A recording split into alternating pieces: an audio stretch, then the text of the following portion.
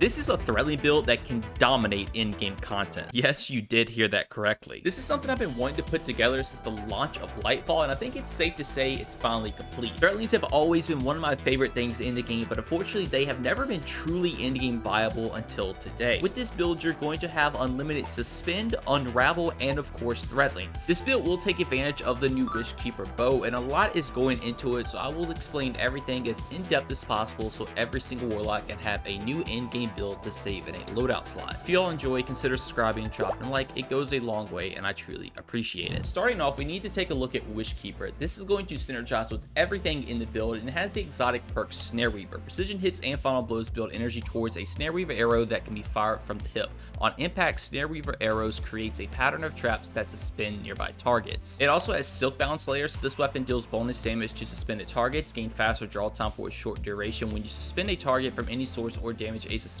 target with this weapon. So on its own, this bow is already extremely strong because you can have suspend without having to use any of your abilities. It's extremely easy to gain snacks to proc Snare Weaver, and again, on those suspended enemies, you are going to be dealing more damage, and you also have a faster draw time, so that is an insane increase to your DPS of this weapon. Now, the fun part about this bow is that it does have a catalyst where you can add another perk to it, and since this is going to be a Threadling base build, it can have Hatchling, so precision final blows or rapidly defeating targets with a non-precision weapon spawns a Threadling at the target's location. So there are a couple reasons why Hatchling is very strong on this weapon. First off is that this weapon is a bow. It is extremely easy to get one-shot kills, so you're pretty much going to always guarantee a Threadling on every kill you get. And on top of that, since this is an exotic weapon, it gives 40% more damage to red bars, so it makes it even easier to spawn these Threadlings. The other benefit is that the Threadlings you make from Wishkeepers, they do technically count as weapon damage, so this means when that Threadling gets a kill, it will actually add another stack of Snare Weaver to this bow. So typically when you get a body shot kill, you'll get a stack of Snare Weaver. If you get a precision kill, you will get 2 stacks because the game is counting it as a kill alongside a precision hit. But then if you get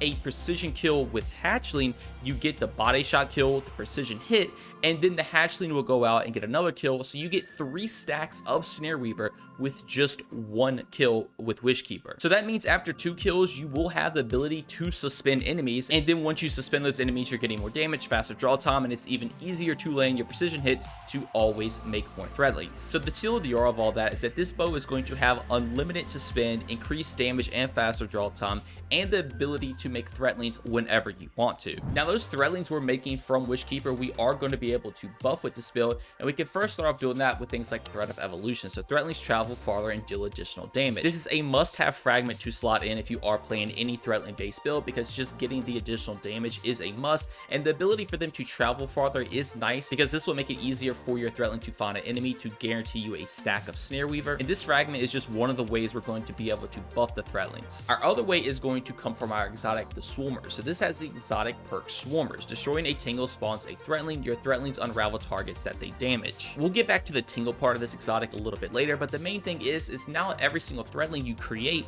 will unravel targets. Unravel is very strong for doing additional damage. I kind of like to view these as a companion as well. They're kind of like Outbreak nanites, but they're green, so you have like green nanite swarm alongside Threadlings, and your Threadlings have the ability to create those green nanites. So between this and your fragment, you are now buffing your Threadlings in 2 different ways, and your bow is not going to be the only way to create Threadlings. So let's start talking about some of these other ways we will be able to make Threadlings, and first off is with our grenade, the Threadling grenade. This is a grenade that when you throw it, it will split into 3 individual Threadlings, and these Threadlings will get the exact same buffs that we just went over. Unfortunately, these Threadlings will not add stacks of Snare Weaver to your exotic bow, but they are still extremely good for ad clearing and proccing some of our armor mods, and also they will have the ability to apply Unravel whenever you need that. Now, I do want to mention, if you don't want to run the Threadling grenade, you can also run the Shackle grenade. This will obviously buff your bow up even more because any suspend with this bow will technically count for everything that's going into it. So if you want to run the Shackle grenade, you absolutely can, but if you want to play heavily into Threadlings,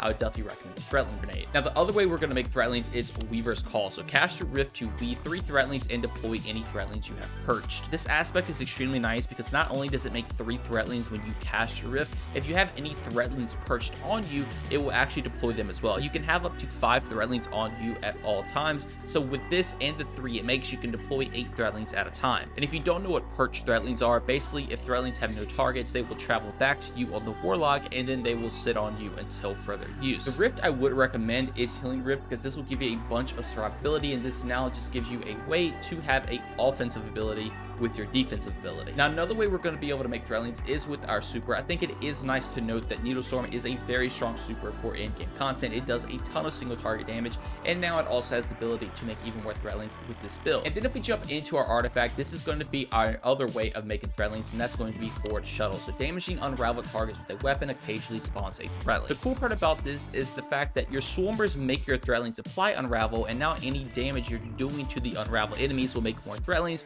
and then those Threadlings can also go out and apply unravel to make more Threadlings. It's a constant chain reaction of having these buffed Threadlings always coming out over and over again. And then once you pair that with everything else that we have to make Threadlings, there's not a single time where you don't have a Threadling on the battlefield doing damage or at least applying unravel. And remember from earlier, your swarmers will have the ability to make 2 Threadlings whenever you destroy a Tangle. Now let's dive a little deeper into the subclass, because this has a ton of synergy with everything else that we've already went over. And first off, we have the Wanderer. So Tangles you throw attached to targets and detonate to a suspending burst. Destroying a Tangle creates a suspending burst after short delay. Threadling fight-on blows create a Tangle. The main part of this is that now your Tangles will be able to suspend enemies. You can pick your Tangle up and throw it to suspend them, or you can even shoot the Tangle itself to suspend enemies. And what's really cool about that is that pairing that with your swarmers, your Tangles now have the ability to deal damage, suspend, and make Threadlings, which then can go on to unravel enemies as well. So the Wanderer kind of acts like Wishkeeper in a way, because Wishkeeper has the ability to suspend enemies and make Threadlings. Now your Tangles have the ability to suspend enemies and make Threadlings. And since we're on the topic of suspend, I think we need to take a look at Thread of Mind. So defeating suspended targets grants class ability energy. Since you're going to be able to suspend enemies all the time with Wishkeeper and your Tangles, now you're going to be able to grant class ability energy back. And remember, every time you use your class ability, you are going to be making 3 Threadlings with Weaver's Call. So this is now going to give you the ability to spam your Healing Rift whenever you want to, and always make those additional Threadlings that will help you out in battle. And speaking of spamming abilities, we can also run things like Thread of Generation. So dealing damage generates grenade energy. Every single form of damage that we do with this build, we can now get grenade energy back. And if you are running the Threadling Grenade, that means you could have even more Threadlings in the mix. But again, if you want to run Suspend Grenade, that is also totally fine. The main thing to know is that you're just going to have even more grenades that you can't spam. So now between Generation and Mind, you're constantly getting both abilities to make Threadlings back.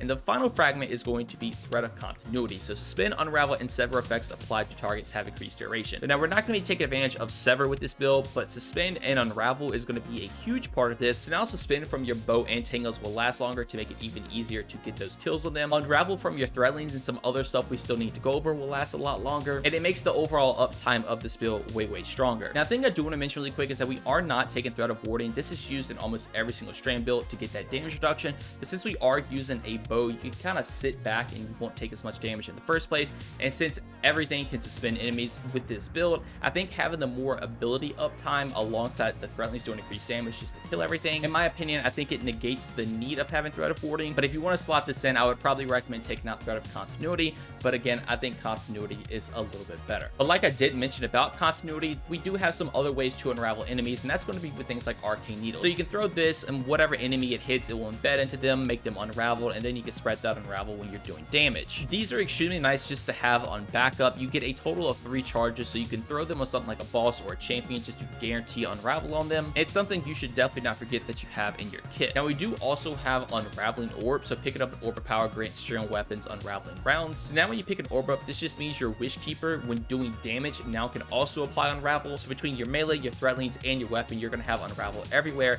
And again, when you do damage to unravel targets, you can make Threadlings with Horde Shuttle, so it is going to be very beneficial to have Unravel up at all times. And then the final thing to kind of help out in this build is Dragon's Bite. So breaking a combatant shield with a strand or stasis weapon has a chance to suspend or freeze that combatant. Admittedly, this is not the best artifact perk, but I did want to mention it since it is another way to suspend enemies. If you are shooting Wishkeeper on a shield, you will have a chance to suspend them, but don't go in thinking that this is going to happen every single time you break a shield, because it's definitely not. But it is nice to know you do have the ability to suspend an enemy if you need to. That's pretty much the rundown of the build. I do want to give a small recap really quick. Again, your Wishkeeper can suspend enemies. You can make Threadlings with Wishkeeper.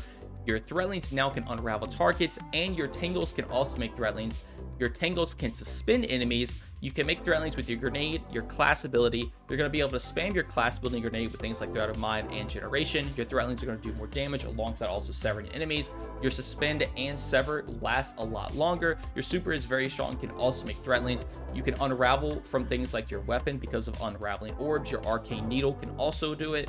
And then once you have unravel targets, you can also make more Threadlings with Horde Shuttle. So everything is just synergizing together with this build, and you're going to constantly make Threadlings, and you're going to constantly have Suspend everywhere. And now stats for this build, I would definitely recommend 100 Resilience to get your 30% damage reduction, 100 Discipline so you can spam your grenades a lot more often. Your third main stat I would go for is Recovery, so you can spam your Rift a lot more often to make more Threadlings. And then for the rest of your stats, I would try to put them in Strength just so you can have your Arcane Needle up as much as possible as well. But your main two stats are definitely Resilience and Discipline. But let's jump over into armor mods, and if you'd like to see a written guide on this build, head over to Modalytics. I will link everything down below, and you can read over everything over there while I go over it in the video. But all right, starting off with the helmet, I do take a Harmonic Siphon so I can make orbs with my Wishkeeper. Orbs are going to be very good for applying unraveling rounds, and they can also grant you armor charge and also a little extra soup energy. Now speaking of soup energy, I do like to take Ashes to Asset so I gain bonus soup energy on grenade kills. This is the reason I like to run Threadling Grenade, not only obviously just to have Threadlings in a Threadling based build, but now every single time those Threadlings get a kill, I will get soup energy. This will only work from the Threadlings that come out of your grenade. The other Threadlings unfortunately will not. But we also have things like Dynamo, so we use our class ability near enemies, we can get even more soup energy. This is nice because again, you can spam your class ability a lot with this build. That will also make Threadlings, so between getting grenade kills, putting class ability down, and even picking up orbs, you're going to be able to get your super very fast with this build. Now jumping into our arms, I do like to take a momentum transfer and a bolstering detonation. So this just means whenever I deal damage with my grenade, I'm getting melee cooldown and I am getting class ability cooldown. Since you can spam your grenade all the time, it's nice to just get your other abilities back up as well because they're also very strong in this build. Now the final mod is Grenade Kickstart, so whenever I throw my grenade, I get grenade energy back. I will get more grenade energy based on the amount of armor charge stacks I have, and again, we'll be getting armor charge because we can make orbs with Harmonic Siphon, so we're going to always take advantage and have max stacks of armor charge. We will always get the max amount of grenade energy back that we possibly can. Now for our chest piece, like I say in every video, always go with resistant mods. Just be sure to swap these out for whatever content you're going into because nothing else here really matters too much. And now for our boots, I do like to take a Recuperation, an Innervation, and an Absolution. These are all going to be based on picking orbs up, and again, picking orbs will grant unraveling rounds, so you want to be on the lookout for those anyway. But this now means you will get extra health when you pick up an orb, grenade energy, and energy to all your abilities. Again, all your abilities are very strong for this build, but having the Innervation just get your grenades up a little bit faster is going to be very nice because you want to spam those as much as possible. Now for our bond, I do like to take a Bomber, so whenever I use my class ability, I get grenade energy back. Again, throwing your grenade will grant you class ability energy, and now using your Rift will grant you class ability energy, which is very nice. You can spam it all the time as well, so you can get a lot of benefit out of this. Speaking of spamming it, Powerful Attraction is nice because when you use your Rift, you will pick up orbs around you. This just means now you can pick up all those orbs to grant all these benefits alongside unraveling rounds, since you can spam it anyway. And then the final mod is Reaper, so whenever I use my class ability and get a weapon kill, I can make an orb. This is nice because again, you will be able to spam your class ability. By the time the Reaper cooldown is gone, you will have your class ability back, and it just gives another way of making orbs, since orbs are going to be very strong in this build. And for the final thing, if you were curious about the Transmog, this is what I'm running. If you watched my previous Threadling build, I had this like alien Threadling that it just like invaded the space station. I wanted to make this the evolved version of that, since this is like the king of in-game Threadling builds. I think it turned out looking absolutely sick. It's taking advantage of some of the new seasonal armor. I'm just using the base Swarmer. It's taking advantage of the Season of the Deep Dungeon. It looks very cool. It's definitely a demonic strand looking alien, and if you want to make your warlock look like this, definitely be sure to copy it down. But all right, that's going to do it all for the build. Let me know what you all think about in the comments below. I know a lot of warlocks have been waiting for this moment to have an actual viable end game Threadling based build. This build is a ton of fun, and it's something I would highly recommend everyone give a try. But that's going to do it all for me. I wish you all the best of luck on putting this build together for yourself. Thank you all so much for watching, and have a great day. Peace.